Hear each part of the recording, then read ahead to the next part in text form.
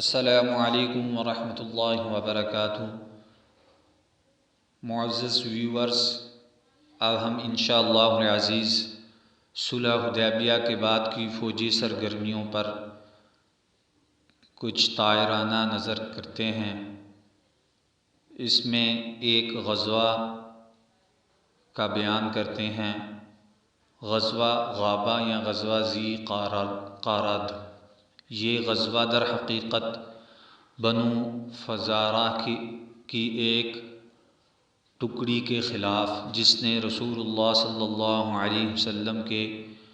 مویشیوں پر ڈاکہ ڈالا تھا، تعاقب سے عبارت ہے۔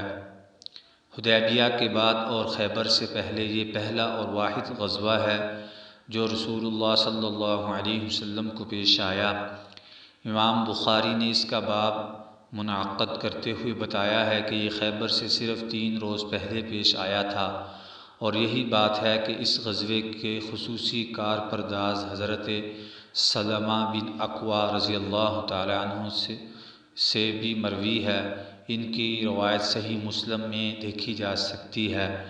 جمہور اہل مغازی کہتے ہیں کہ یہ واقعہ صلح حدیبیہ سے پہلے کا ہے، لیکن جو بات صحیح ہے میں بیان کی گئی ہے اہل مغازی کے بیان کے مقابل وہی زیادہ صحیح ہے۔ اس غزوے کے ہیرو حضرت سلمہ بن اکوع رضی اللہ تعالی عنہ سے جو روایت مروی ہے، اس کا خلاصہ یہ ہے کہ نبی صلی اللہ علیہ وسلم نے اپنے 2 ڈھیل اونٹنیاں اپنے غلام رباحہ رضی اللہ تعالی عنہ اور ایک چرواہے کے ہمراہ چرنے کے لیے بھیجی تھیں، اور میں بھی ابو طلحہ کا گھوڑا لیے ان کے ساتھ تھا کہ اچانک صبح دم عبد الرحمن فرازی نے اونٹنیوں پر چھاپا مارا اور ان سب کو ہانک لے گیا اور چرواہے کو قتل کر دیا۔ میں نے کہا، رباحہ رضی اللہ تعالی عنہ، یہ گھوڑا لو، اسے ابو طلحہ تک پہنچا دو اور رسول اللہ صلی اللہ علیہ وسلم کو خبر کر دو، اور خود میں ایک ٹیلے پہ کھڑے ہو کر مدینے کی طرف رخ کیا اور 3 بار پکار لگائی، یا صباحا، ہائے صبح کا حملہ۔ پھر میں حملہ آوروں کے پیچھے چل نکلا، ان پر تیر برساتا جاتا تھا اور یہ رجز پڑتا جاتا تھا۔ انا ابن الاکوع والیوم یوم الرضع، میں اکوع کا بیٹا ہوں اور آج کا دن دودھ پینے والے کا دن ہے، یعنی آج پتہ لگ جائے گا کس نے اپنی ماں کا دودھ پیا ہے۔ سلمہ بن اکوع رضی اللہ تعالیٰ عنہ کہتے ہیں، بے خدا میں نے مسلسل تیروں سے چھلنی کرتا رہا۔ جب کوئی سوار میری طرف پلٹ کر آتا تو میں کسی درخت کی اوٹ میں بیٹھ جاتا، پھر اسے تیر مار کر زخمی کر دیتا، یہاں تک کہ جب یہ لوگ پہاڑ کے تنگ راستے میں داخل ہوئے تو میں پہاڑ پر چڑھ گیا اور پتھروں سے ان کی خبر لینے لگا۔ اس طرح میں نے مسلسل ان کا پیچھا کیے رکھا، یہاں تک کہ رسول اللہ صلی اللہ علیہ وسلم کی جتنی بھی اونٹنیاں تھیں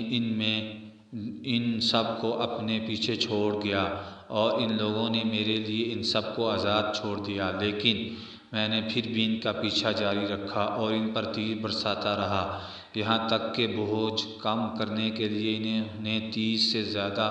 چادریں اور 30 سے زیادہ نیزے پھینک دیے۔ وہ لوگ جو کچھ بھی پھینکتے تھے میں اس پر بطور نشان تھوڑے سے پتھر ڈال دیتا تھا تاکہ رسول اللہ صلی اللہ علیہ وسلم اور ان کے رفقا پہچان لے کہ یہ دشمن سے چھینا ہوا مال ہے۔ اس کے بعد وہ لوگ ایک گھاٹی کے تنگ موڑ پر بیٹھ کر دوپہر کا کھانا کھانے لگے۔ میں بھی ایک چوٹی پر جا بیٹھا، یہ دیکھ کر اس کے 4 آدمی پہاڑ پر چڑھ کر میری طرف آئے۔ جب اتنے قریب آگے کے بات سن سکے تو میں نے کہا، تم لوگ مجھے پہچانتے ہو، میں سلمہ بن اکوع ہوں، تم میں سے جس کسی کے پیچھے دوڑوں گا بے دھڑک پا لوں گا، اور جو کوئی میرے پیچھے دوڑے گا ہرگز نہ پا سکے گا۔ میری یہ بات سن کر چاروں واپس چلے گئے اور میں اپنی جگہ جمع رہا، یہاں تک کہ میں نے رسول اللہ صلی اللہ علیہ وسلم کے سواروں کو دیکھا کہ درختوں کے درمیان سے چلے آ رہے ہیں۔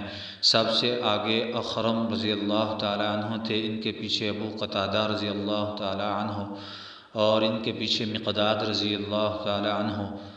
محاذ پر پہنچ کر عبد الرحمن اور حضرت اخرم رضی اللہ تعالیٰ عنہ میں ٹکر ہوئی۔ حضرت اخرم رضی اللہ تعالیٰ عنہ نے عبد الرحمن کے گھوڑے کو زخمی کر دیا، لیکن عبد الرحمن نے نیزہ مار کر حضرت اخرم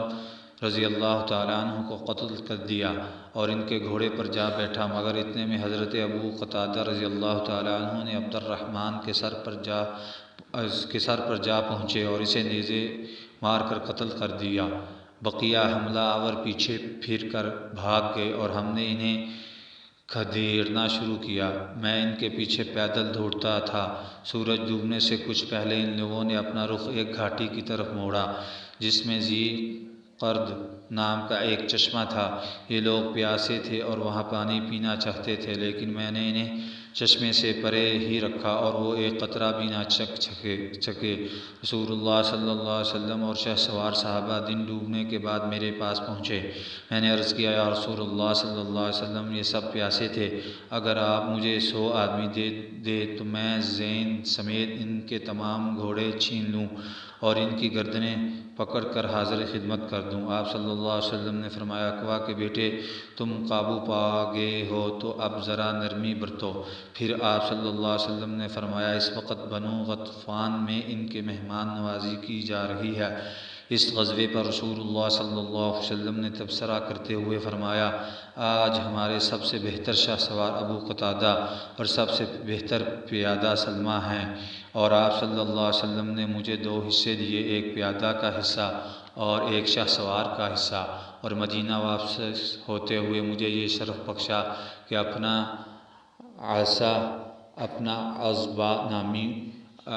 عزبہ نامی اونٹنی پر اپنے پیچھے سوار فرما لیا۔ اس غزوے کے دوران رسول اللہ صلی اللہ علیہ وسلم نے مدینے کا انتظام حضرت ابن ام مکتوم کو سونپا تھا، اور اس غزوے کا پرچم حضرت مقداد بن عمر رضی اللہ تعالیٰ عنہ کو عطا فرمایا تھا۔